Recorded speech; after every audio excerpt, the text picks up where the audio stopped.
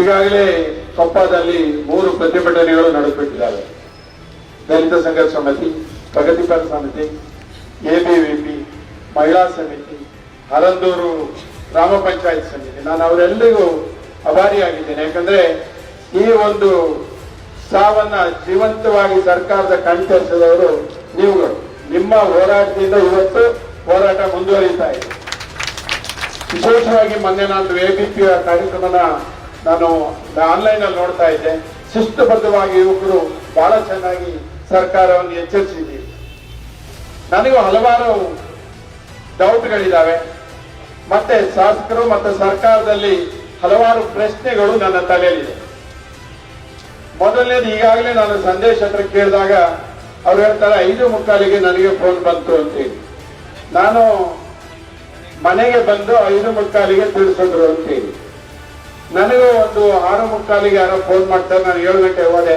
ಅಲ್ಲಿಯ ಪರಿಸ್ಥಿತಿ ನೋಡಿದಾಗ ಆ ಹೆಣ್ಣುಮಗಳು ನಿಂತ ರೀತಿ, ಆ ಮೇಕಪ್ ಮಾಡ್ಕೊಂಡ ರೀತಿ, ಕೈಗೆ ವಾಚ್ ಕಟ್ಕೊಂಡ ರೀತಿ, ಇದೆಲ್ಲ ಯಾರು ಸಾಯ್ಲಿಕ್ಕೆ ಹೋಗೋರ್ ತರ ಕಂಡಿಲ್ಲ. ನನಗೆ ಅಲ್ಲಿ ಇನ್ನೊಂದು ವ್ಯವಸ್ಥೆ ಗೊತ್ತಾಯ್ತು. ಮತ್ತೆ ವಿಷಯ ಬಂತು, ಅಮೂಲ್ಯನ ಸಾವು ಇದೇ ರೀತಿ ಆಗಿತ್ತು, ಇದೇ ಬಾತ್ರೂಮು, ಇದೇ ಒಂದು ಕಂಬಿ ಅಂತೇಳಿ. ಅಲ್ಲಿ ನನಗೆ ಹಲವಾರು ಜನಗಳು ಮಕ್ಕಳು ಮಾತಾಡ್ತಾ ಹೇಳ್ತಿದ್ರು, ರಾತ್ರಿನೇ ನಾವು ಪ್ರಿನ್ಸಿಪಾಲ್ಗೆ ಮತ್ತು ವಾರ್ಡನ್ಗೆ ತಿಳಿಸಿದ್ದೀವಿ ಅಂತ. ಸಾವಾಗಿರೋದು 11 ಗಂಟೆ ಅಂತ ಇರ್ಬೋದು. ಹಾಗಾದ್ರೆ ಬೆಳಗ್ಗಿನವರೆಗೆ 6 ಗಂಟೆವರೆಗೆ ಯಾಕೆ ಮುಚ್ಚಿಟ್ಟಿದ್ದೀರಿ? ಯಾಕೆ ನೀವು ಪೊಲೀಸ್ ಕಂಪ್ಲೇಂಟ್ ಮಾಡಿಲ್ಲ, ಪೊಲೀಸ್ ರಿಜಿಸ್ಟರ್ ಮಾಡಲಿಲ್ಲ ಅಂತೇಳಿ. ಇದು ಮತ್ತೆ ಒಂದು ವಿಷಯ ಬಂತು. ಶಾಸಕರ PA 4 ಗಂಟೆಗೆ ಬಂದು ಸಂಪೂರ್ಣವಾದ ವ್ಯವಸ್ಥೆ ನೋಡ್ಕೊಂಡು ಹೋದ್ರು ಅಂತ. ಇದು ಯಾರು ನಡೆಸ್ತಾ ಇದ್ದಾರೆ ಅನ್ನೋದು ಬೇಕಾಗಿದೆ. ಈ ಸಾವಿನ ಹಿಂದೆ ಯಾಕೆ ವ್ಯವಸ್ಥಿತವಾದ ಎಲ್ಲ ಅರೇಂಜ್ಮೆಂಟ್ ಆದ್ಮೇಲೆ ತಂದೆ ತಾಯಿಗೆ ಹೇಳ್ತೀನಿ. ನಿಮಗೆಲ್ಲರಿಗೂ ಗೊತ್ತಿರಲಿ, ನಾನು 30 ವರ್ಷಗಳಿಂದ ವಸತಿ ಶಾಲೆ ನಡೆಸೋನು. ಸುಮಾರು 27 ದೇಶಗಳ ಮಕ್ಕಳು ನಮ್ಮಲ್ಲಿ ಓದ್ತಾರೆ. ನಾವು ಪ್ರತಿದಿನ ಆನ್ಸರೇಬಲ್ ಅವರಿಗೆ. ಮಾಣಿ ಸೈನ್ಸ್ ಕಾಲೇಜಿನ ವಸತಿ ಶಾಲೆಯಲ್ಲಿ 16 ವರ್ಷ ನಡೆಸಿದ್ದೀನಿ ನಾನು. ನನ್ನ ಶಾಲೆ ಬಿಟ್ಟು ನನಗೆ ಆ ಮಕ್ಕಳ ಪರಿಸ್ಥಿತಿ, ವಾರ್ಡನ್ ಹೇಗಿರ್ಬೇಕು, ಎಷ್ಟು ನಾವು ವಿಜಿಲೆಂಟ್ ಆಗಿರ್ಬೇಕು ಅಂತ ಗೊತ್ತಿದೆ. ನನ್ನ ಆ ಪ್ರಶ್ನೆ ಅಷ್ಟೇ, ನೀವು 6 ಗಂಟೆವರೆಗೆ ತಂದೆ ತಾಯಿಗೆ ಯಾಕೆ ಹೇಳಲಿಲ್ಲ? ಯಾಕೆ ಪೊಲೀಸ್ ರಿಜಿಸ್ಟ್ರೇಷನ್ ಕಂಪ್ಲೇಂಟ್ ಲಾಂಚ್ ಮಾಡಲಿಲ್ಲ? ಎಲ್ಲಿದೆ ಕಂಪ್ಲೇಂಟ್?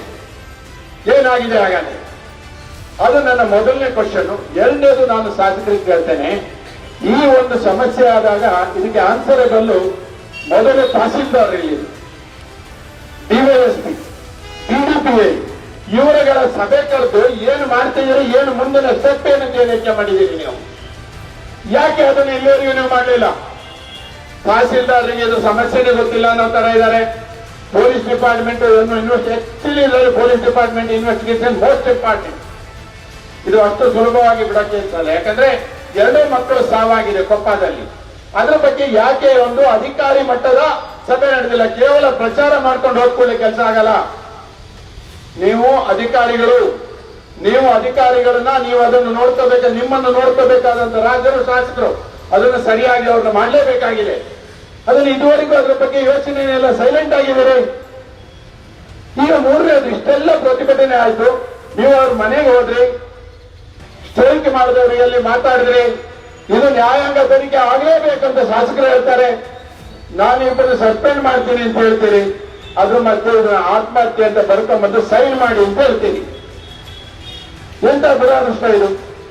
ಹಾಗಾದ್ರೆ ನೀವು ಮೊದಲೇ ಅದನ್ನು ಆತ್ಮಹತ್ಯೆ ನಿರ್ಧಾರ ಮಾಡ್ಕೊಂಡ ಮೇಲೆ ಅದ್ರಲ್ಲಿ ನ್ಯಾಯ ತನಿಖೆ ಏನು ವಿಷಯ ಬರುತ್ತೆ? ಹಾಗಾದ್ರೆ ಅದನ್ನು ಯಾರಿಗೆ ಕನ್ವರ್ಸ್ಲಿಕ್ಕೆ ಮಾಡ್ತೀರಿ? 4ನೇದು, ಮೊನ್ನೆ ಸ್ಟ್ರೈಕ್ ಆದಾಗ ನನ್ನ ಲೆಕ್ಕದಲ್ಲಿ ಪ್ರಗತಿಪರ ಸಂಘಟನೆ, PSS ಸಂಘಟನೆಗಳು ಆ ಸ್ಟ್ರೈಕ್ ಅರೇಂಜ್ ಮಾಡ್ತಾರೆ.